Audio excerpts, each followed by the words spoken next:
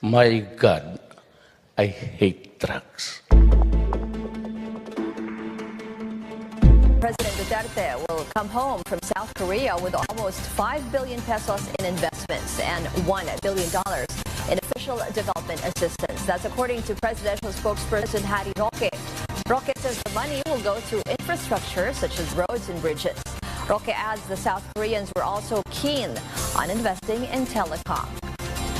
Malacanang is also defending the president for kissing an overseas Filipino worker in South Korea. Spokesperson Roque says it was a playful act accepted in Filipino culture. Photos and videos of the president kissing the Filipina on the lips have gone viral. The woman in the video is identified as Bea Kim, an OFW who's been living in South Korea for 7 years. She's married and has 2 kids. Kim herself says the kiss had no malice. She even described meeting the president as a once-in-a-lifetime experience. Netizens have mixed reactions on the kissing incident.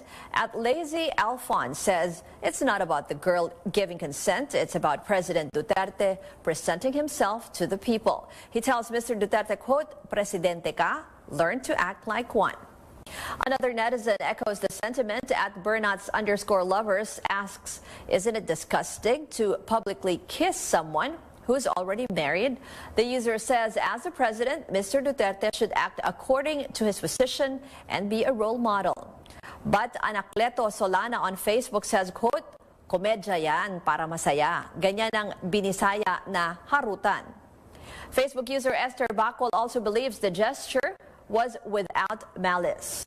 And the Twitter page says, quote, "Here's an unpopular opinion. What if the girl he kissed was okay with it and the audience saw it as a kind gesture?" In other news, 2 suspects in the stabbing of basketball players in BGC are facing criminal complaints. The Taguig police has filed complaints of frustrated homicide with serious physical injuries against Edmar Lacanlale and Willard Basili. They are accused of stabbing athletes Jeron Teng, Norbert Torres, and Tomas Torres outside a bar at the 4th Strip. The suspects face the prosecutor on Monday for the preliminary investigation. The victims' lawyers, Howard Calleja, says the suspect asked to extend the probe so they can review the complaint. Meron tayong mga dumarating at nagsasabing gustong tumulong, gustong magtestigo. Yun po gagamitin po natin during the preliminary investigation para po rin magpalakas ng kaso natin laban sa mga akusado. Both Jeron Teng and Tomas Torres are still in the hospital. Tomas Torres was set to start playing for the Mandaluyong team in the MPBL.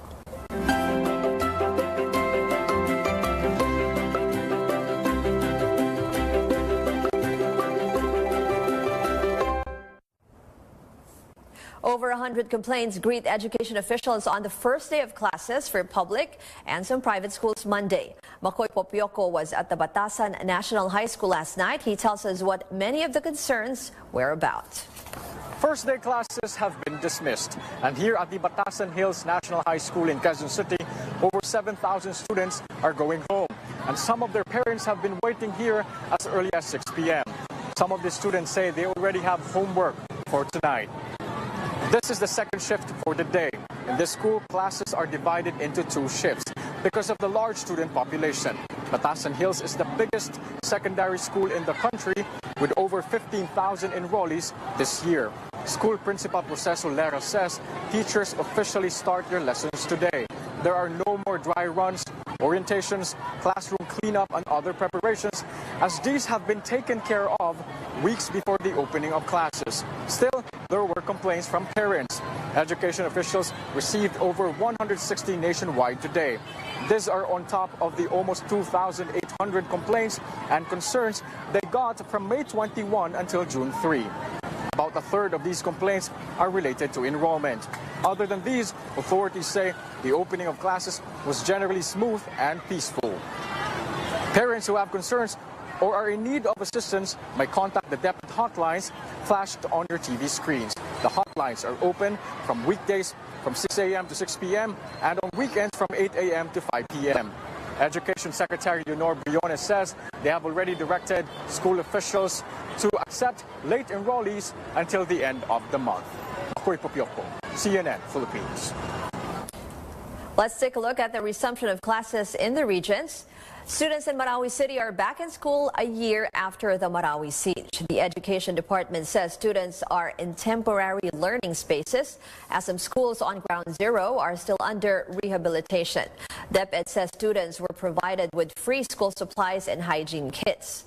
Last year, the agency ordered schools nationwide to accept student evacuees from Marawi even without documentation. Over in Pagadian City, the Balangasan Central School is dealing with a shortage of kindergarten teachers and classrooms. The school is holding separate morning and afternoon sessions to accommodate all students.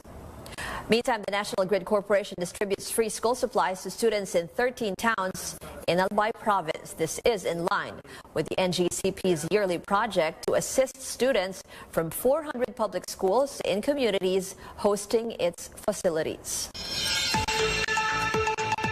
A Russian court has sentenced a Ukrainian journalist to 12 years in jail after convicting him of spying. Roman Shushenko was detained in Moscow in 2016 on suspicion of collecting classified information.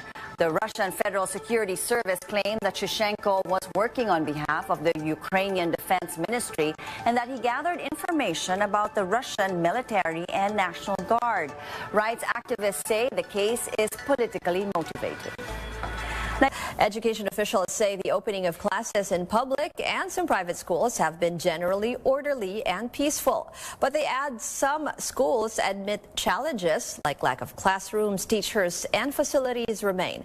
Our Rex Remitio has that report. More than 27 million students trooped back to school on Monday's opening of classes. Some are excited, some are frightened. Still, parents believe their kids are on the right place. Education Secretary Leonor Briones did some school rounds in Metro Manila. She introduced herself to pupils as Lola Liling and took pictures with a finger heart sign with them. Briones says the opening of classes has been generally peaceful and orderly throughout the country. You try to remember what the public schools that you're in looked like before. The usual is now unusual. The secretary says this is also because of the measures they implemented to avoid the usual opening day chaos. Among them, early enrollment starting January and the dry run for students simulating the first day of classes. Briones, however, admits the lack of classrooms in the country remains a challenge. The DepEd laments only about 3/4 of classrooms nationwide are either ready or nearly ready. But Briones says this doesn't mean they're doing nothing. Totoo naman yan, pero hindi yan kasalanang mortal ng Department of Education. Ang problema na palagi naming paulit-ulit, yung lack of buildable space. Officials say they will build taller school buildings instead. The target is 85,000 more for this year. But the QC High School is facing a different challenge. They lack teachers for senior high. The principal says only a few are applying and qualified to fill the vacant positions. Dito kasi meron kaming Humanities and Social Sciences, meron din kaming TVL. Lahat ng yun nangangailangan ng teacher na yun. They are also hoping for bigger budgets for facilities from the national and local governments. They say they lack enough chairs and electric fans in their classrooms, as well as toilets. The DepEd, meanwhile, vows to spend 8 billion pesos for the computerization program of schools. This translates to more than 200,000 electronic tablets for students nationwide. But despite the challenges, students are always told they are the masters of their fate. Ngayon, ito si Lola Liling, ang advice sa inyo, first day of school, focus on your studies.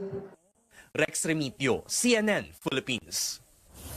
So every year we see the same problems, like That's right. Of, classrooms and One electricity, thing water that's supply. nice, though, is that they mentioned about spending Yes, money for the for computerization program, which is good because now with the computer systems, because they mentioned that teachers are scarce and they need better qualified teachers, but with computers there, with the content, everybody's able to access the same information no matter where you are, and it levels the playing field, so it gives them a better chance. Yes, Yeah, and that's really the way to go. That's right, but still props to the teachers and the students for still being able to study and do what they're supposed to do. It's one of the challenges. That's right. Yeah, this is New Day on CNN Philippines. Netizens weigh in on a controversial kiss involving the president and an overseas Filipino worker.